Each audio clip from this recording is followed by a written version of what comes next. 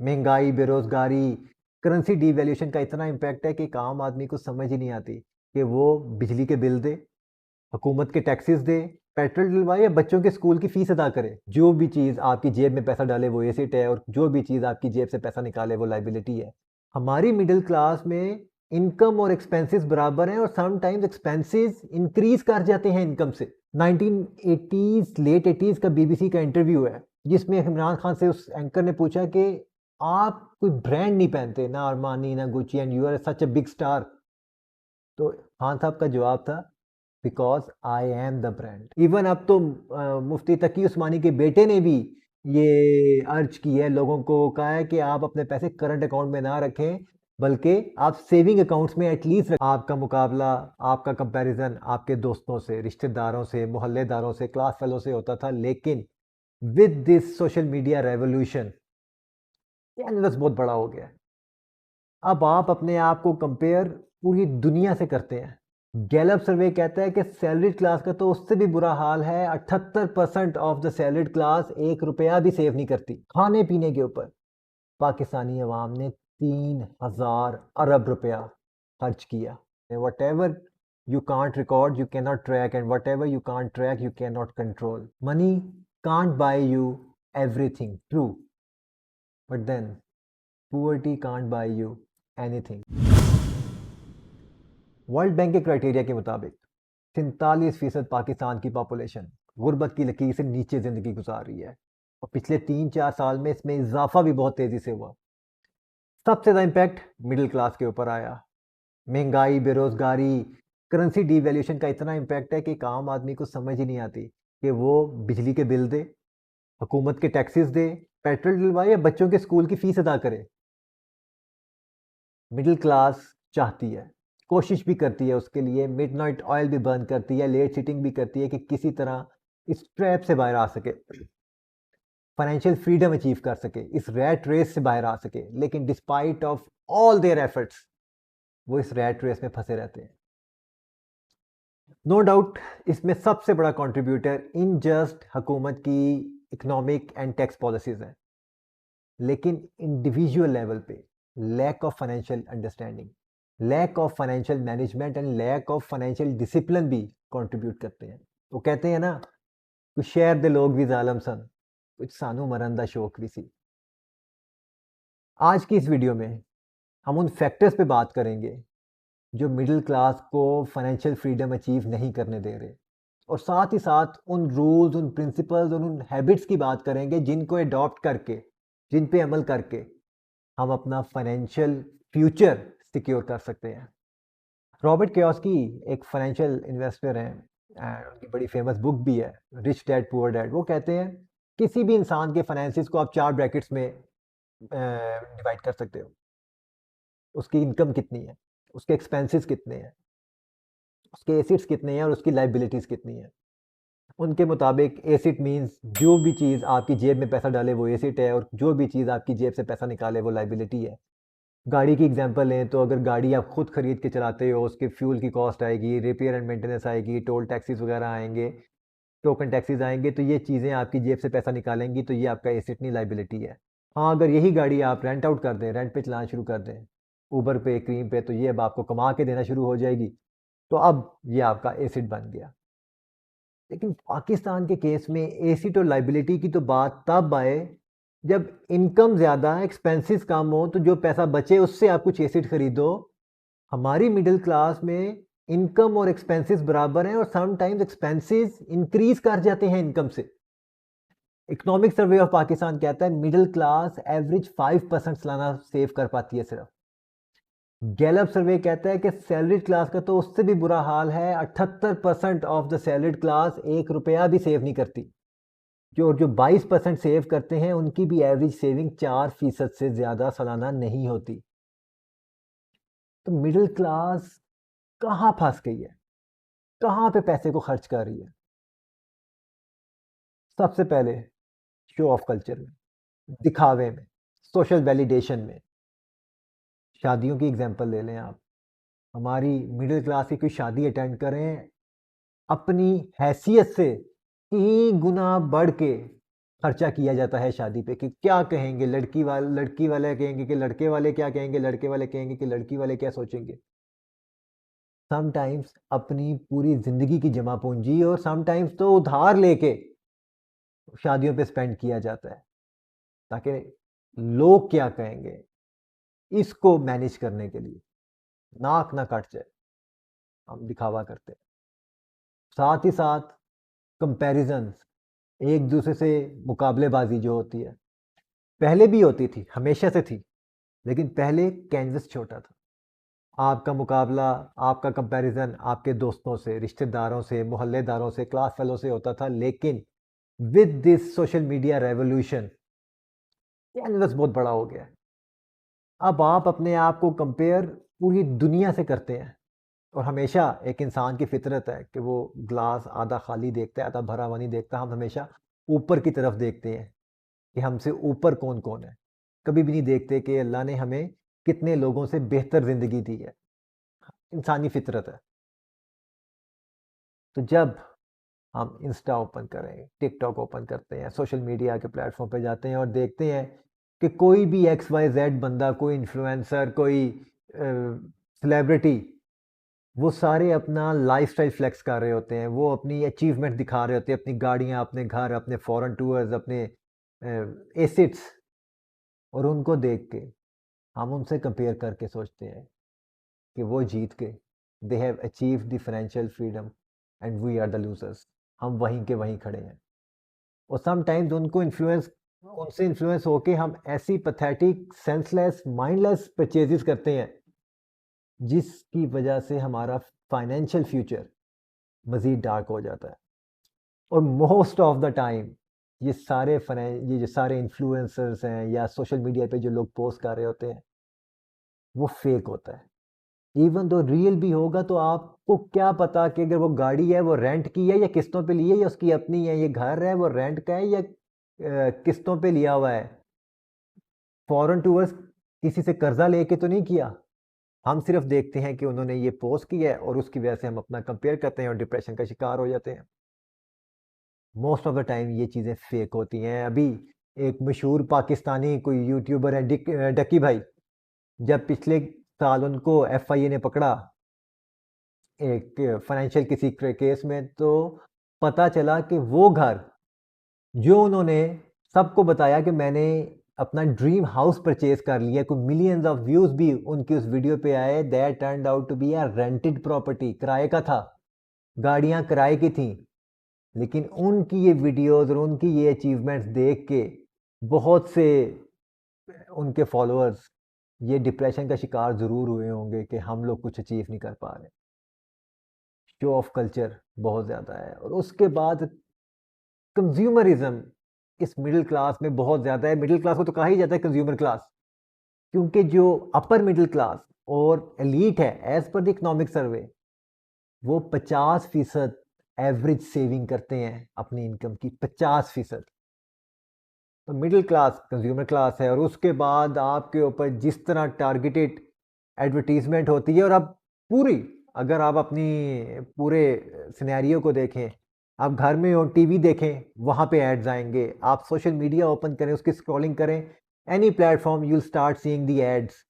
आप घर से बाहर ट्रैवल करना शुरू करें, आप बिल बोर्ड्स देखना शुरू कर देंगे। तो everywhere you have been bombarded with this information, with this advertisement. और अगर आप स्पेशली सोशल मीडिया के ऊपर 10 सेकंड 15 सेकंड किसी भी पर्टिकुलर कंटेंट पे खड़े होगे, कोई चीज़ आपको चाहिए या नहीं चाहिए, तो इनके एल्गोरिदम्स इतने स्मार्ट हैं कि they will start showing you the relevant products, the relevant discounts, the relevant things in your feed. और अगर आप 10% तैयार थे कोई चीज़ खरीदने के लिए, तो आपको इतना ज़्यादा वो स्टफ दिखाया जाएगा कि आप वो 10% it turned out to be 100%, और आप इम्पल्सिव बाइंग का शिकार होके परचेज डिसीजन कर लेंगे।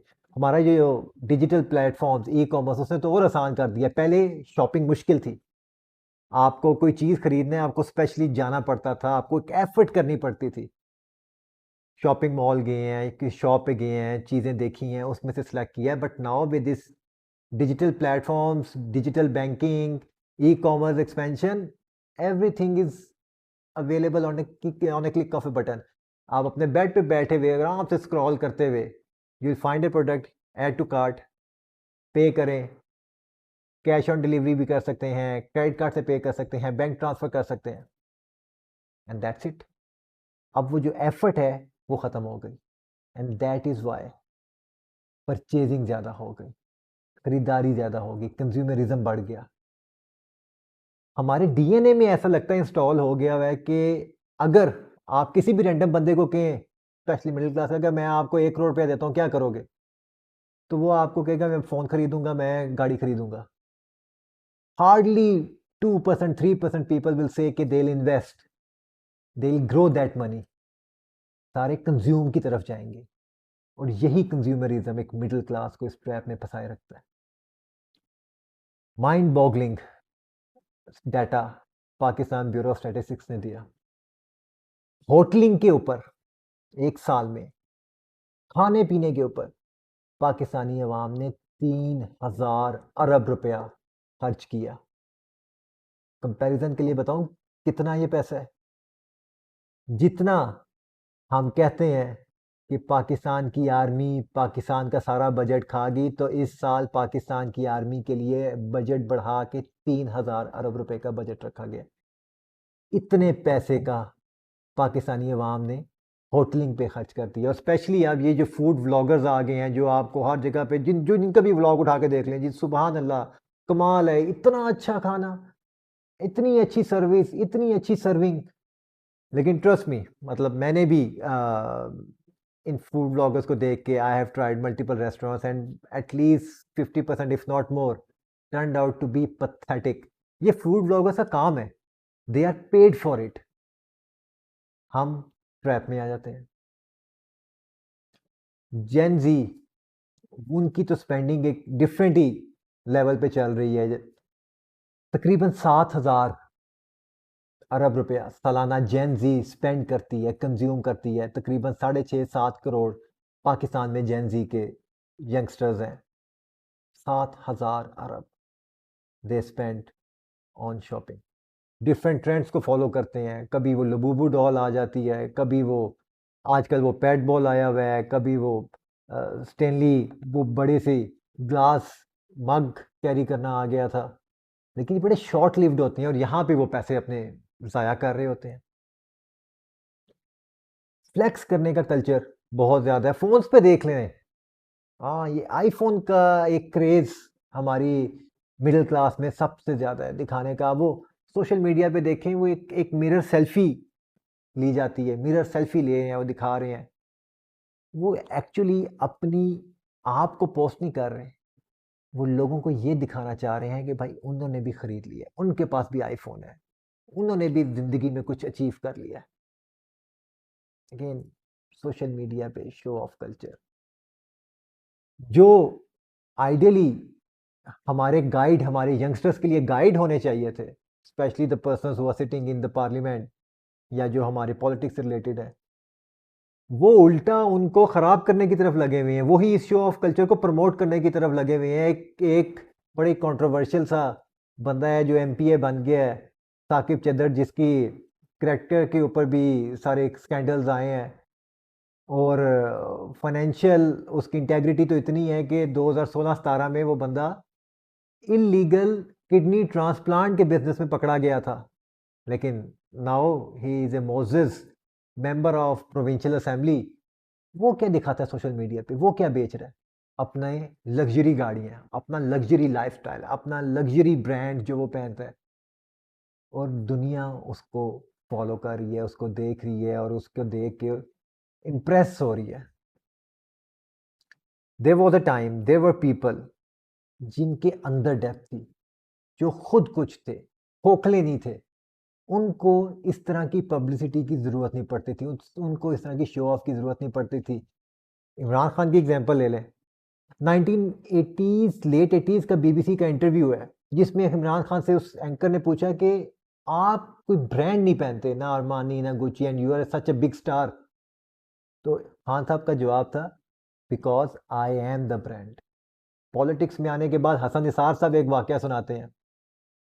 कि खान साहब कहीं जलसे पे या किसी मीटिंग पे जाना था, तो जो वो सलवार कमीज़ पहन के आए, उसके बाजू में तकरीबन 4 से 5 इंच का वो फटा हुआ था। और जब उसकी तरफ पॉइंट आउट किया गया खान साहब को कि फटा हुआ आप चेंज करें, वो चेंज करने की बजाय या कॉन्शियस होने की बजाय उन्होंने स्लीव रोल अप करके उन्होंने कहा चलो चलें। बिकॉज़ उस बंदे के अंदर डेप्थ है। हर वो बंदा जो खुद कुछ होगा, जिसके अंदर कोई पर्सनैलिटी होगी, जिसके पास कोई डेप्थ होगी, वो इस फेक पब्लिसिटी, ये फेक शो ऑफ कल्चर से बहुत दूर होगा। तो ये इम्पल्सिव बाइंग के हम शिकार हुए हुए हैं। शो ऑफ कल्चर के हम शिकार हुए हुए हैं। हम ऐसी चीज़ें खरीदते हैं जिनकी हमें ज़रूरत भी नहीं है। इशफाक अहमद साहब ने अपनी ज़ाविया किताब में, जो उनकी बेसिकली प्रोग्राम की बेस, जो उनके ज़ाविया प्रोग्राम था उसकी बेस से बनी हुई है, उसमें वो कहते हैं आज से 25 साल पहले कि मेरे महीने की ग्रॉसरी के बिल का 50-60% ऐसी चीज़ों का है जो आज से 5 से 10 साल पहले एग्ज़िस्ट ही नहीं करती थी। मतलब कि जो चीज़ें हमारी ज़रूरत की नहीं हैं, वो आज हमने अपनी ज़रूरत की बना ली हैं। आप और मैं भी अगर बैठ के अपने एक्सपेंसेस का ज़रा पोस्टमार्टम करें, तो we will identify many things जो आज हमने उनको ज़रूरत बना ली है, लेकिन एक्चुअल में वो ज़रूरत नहीं है। तो करना क्या है? कैसे इस शो ऑफ कल्चर से बाहर निकलना है? कैसे इस सोशल वैलिडेशन और लाइफ़स्टाइल इन्फ्लेशन को बीट करना है? कैसे अपना फाइनेंशियल फ्यूचर सिक्योर करना है? तो पहला स्टेप, स्टार्ट रिकॉर्डिंग। अपने एक्सपेंसेस लिखना शुरू कर दें। बजटिंग बाद में आएगी, मैनेजमेंट बाद में आएगी। पहले जो आपने एक्सपेंसेस किए हैं उसको लिखना शुरू कर दें। एंड ट्रस्ट मी, आपको लगता ज़रूर होगा कि आप को पता है कि आपके एक्सपेंसेस क्या-क्या हुए हैं, एटलीस्ट 90-95%, लेकिन जब आप लिखेंगे तो you will identify, you will come to know कि 60-65% बहुत मुश्किल से एक्सपेंसेस आप ट्रैक कर पाएँगे। लास्ट 2-3 महीने के एक्सपेंसेस लिख के इसे एक्सरसाइज करके देख लें। मेरा एक दोस्त है and he belongs to the top 5% of the Pakistan population, या उस ब्लॉग पे जो फाइनेंशियल पॉइंट ऑफ व्यू से, अर्निंग पॉइंट ऑफ व्यू से। उसकी मुझे कॉल आती है एंड ही वाज वरीड कि मेरे से फाइनेंशियल मैनेजमेंट नहीं हो रही, मेरे एक्सपेंसेस मीट नहीं हो रहे and I need your help. I said why not, I let's discuss. पहला सवाल मैंने उससे पूछा कि do you know where you are spending your money? He said yes, मुझे पता है। मैंने कहा मुझे बताना शुरू कर दे। लास्ट मंथ का, 1 महीने का एक्सपेंसेस बताओ कहाँ-कहाँ पे खर्च किए, और वो 60-65% से ज़्यादा मुझे नहीं बता पाया, और वो भी 60-65% वो वाले एक्सपेंसेस थे जो उसकी बेसिक नेसेसिटी, ग्रॉसरी, यूटिलिटीज़, बच्चों के स्कूल की फ़ीस, फ्यूल कंज़म्पशन में खर्च हुए। तो रिकॉर्ड करना शुरू करें। Whatever you can't record, you can not track, and whatever you can't track, you can not control. Recording करें। उसके बाद अपनी बजटिंग करें। अपनी तमाम इनकम को 3 कैटेगरीज़ में डिवाइड करते हैं। नीड्स, जो ज़रूरियात हैं, जो मस्ट एक्सपेंस्ड आउट होने हैं, जो करना ही करना है खर्चा। वांट्स, जो ख्वाहिशात हैं, नया फ़ोन, नई गाड़ी, होटलिंग, गिल्ट फ्री कंजम्पशन, जो भी करना चाहें, ट्रैवलिंग। और तीसरा आपका investment, the money for your future. इसका बेसिक रूल तो चलता है 50-30-20, 50% नीड्स, 30% वांट्स एंड 20% आपका फ्यूचर। लेकिन विद दिस महंगाई and stuff, 60-20-20 is also good. 60% अपनी नीड्स के ऊपर, 20% अपनी वांट्स के ऊपर, और 20% अपने फ्यूचर के ऊपर इन्वेस्ट करें। और जो इन्वेस्टमेंट है, खुदा का वास्ता है, या इन्वेस्टमेंट सेविंग कैश में ना रखें, करंट अकाउंट में ना रखें। क्योंकि करंट अकाउंट में रखने से आपको लगेगा तो सही आपके पास कैश है, 1 लाख रुपया रखा हुआ है, वो 1 लाख पड़ा हुआ है, लेकिन इन एक्चुअल टर्म्स उसकी वैल्यू डिक्रीज हो रही है due to inflation, due to currency devaluation. ये जो टर्म्स बनी हुई है ना कि कैश इज पावर, ये या कैश इज किंग, ये सारे बैंकर्स की बनाई हुई हैं जो चाहते हैं कि आप पैसा सिर्फ और सिर्फ करंट अकाउंट में रखें, क्योंकि उस पैसे पे पार्टी बैंक करेगा और आपका पैसा एक्चुअल में डीवैल्यू होगा। पाकिस्तान में पिछले 3-4 साल में जितनी डीवैल्यूएशन एंड इन्फ्लेशन हुई है, आपका लाख रुपया बैंक में पड़ा हुआ आज 20-25-30 हज़ार से ज़्यादा की वैल्यू, उसकी एक्चुअल वैल्यू, परचेज पावर नहीं रही। आप सेविंग अकाउंट्स में रख लें, आप को भी बचत स्कीम में रख लें, आप म्यूचुअल फंड्स की सिक्योर इनकम फंड्स में, मनी फंड्स में रख लें, कैश फंड्स में रख लें, लेकिन खुदारा ना कैश में ना ही करंट अकाउंट में अपने पैसे रखें, अपने साथ ज्यादती ना करें। इवन अब तो मुफ्ती तकी उस्मानी के बेटे ने भी ये अर्ज की है, लोगों को कहा है कि आप अपने पैसे करंट अकाउंट में ना रखें, बल्कि आप सेविंग अकाउंट्स में एटलीस्ट रखें। सेविंग अकाउंट में भी आपका पैसा डी वैल्यू होगा, लेकिन उतना नहीं होगा जितना करंट अकाउंट में होगा। सेकेंडली, इन्वेस्टमेंट करें, अपनी रियल स्टेट में इन्वेस्टमेंट करें। रियल स्टेट में फाइल्स में नहीं, फाइल्स में जितना पाकिस्तान में फ्रॉड है इतना किसी दुनिया के और मुल्क में नहीं। अरबों रुपया का चूना मिडिल क्लास को ये फाइल सिस्टम पे ये रियल स्टेट डेवलपर्स और ये प्रॉपर्टी डीलर्स लगा चुके हैं। फाइल्स पे नहीं, कोशिश करें कमर्शियल प्रॉपर्टी पे। अगर आपने इन्वेस्टमेंट करनी है रियल स्टेट में, वो करें। कोई घर लेना है, कोई रेजिडेंशियल प्लॉट लेना है, तो परचेज करें उसको, उसकी पूरी अमाउंट के ऊपर फाइल सिस्टम पे ना जाएं। फाइल सिस्टम पे फ्रॉड ही होगा। अगर पैसा आपका है, आपको प्यारा है, तो उसको ये फाइल सिस्टम से दूर रखें। आप स्टॉक मार्केट में इन्वेस्ट करें। Long term investment point of view से रिस्की इन्वेस्टमेंट होती है, म्यूचुअल फंड्स के थ्रू इन्वेस्ट करें।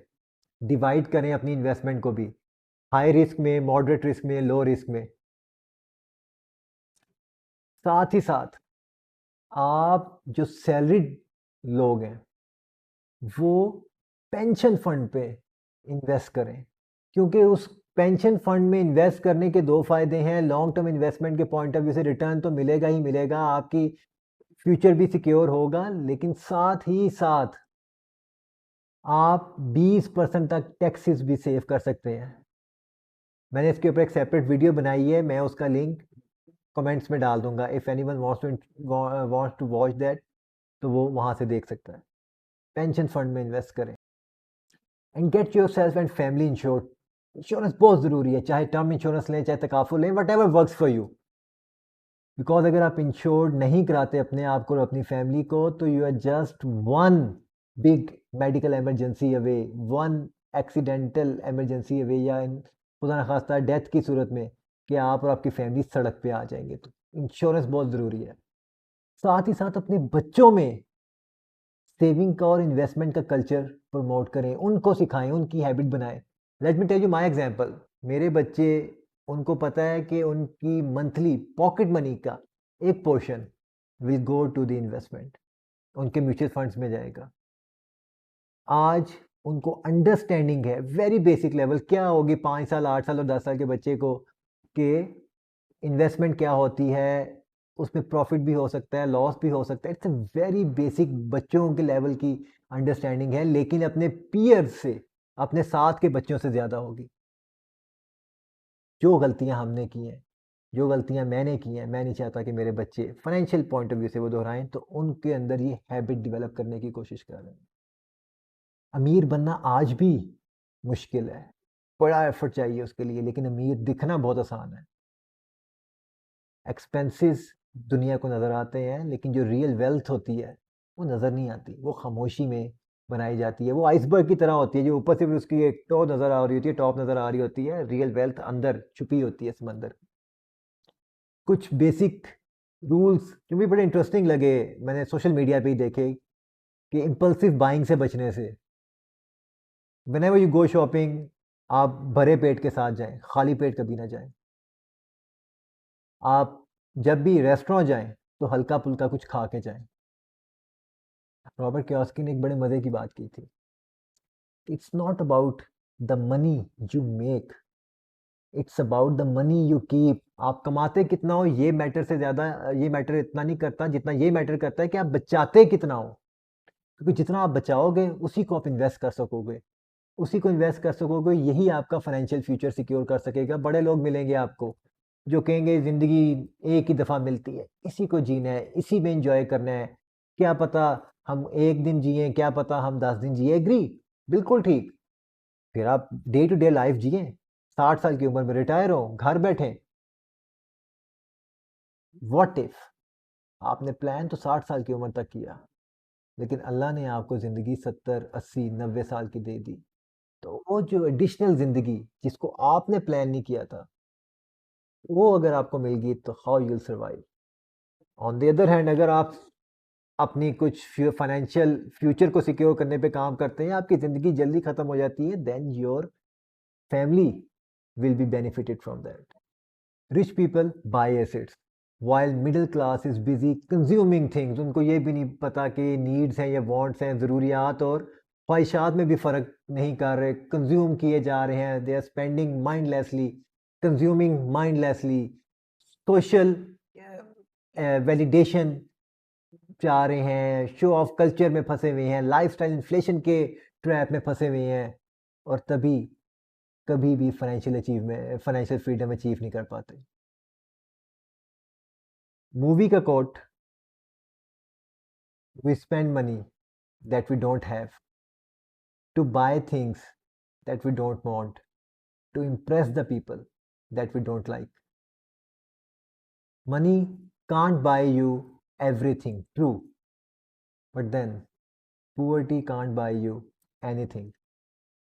अगर रैट रेस से निकलना है, अगर फाइनेंशियल फ्रीडम अचीव करना है, देन इस कंज्यूमरिज्म को इनकार करना पड़ेगा, सोशल वैलिडेशन को छोड़ना पड़ेगा, शो ऑफ कल्चर से अलहदगी इख्तियार करनी पड़ेगी और फाइनेंशियल डिसिप्लिन मेंटेन करना पड़ेगा, ताकि आपका आने वाला कल आपके आज से ज़्यादा फाइनेंशियली सिक्योर हो.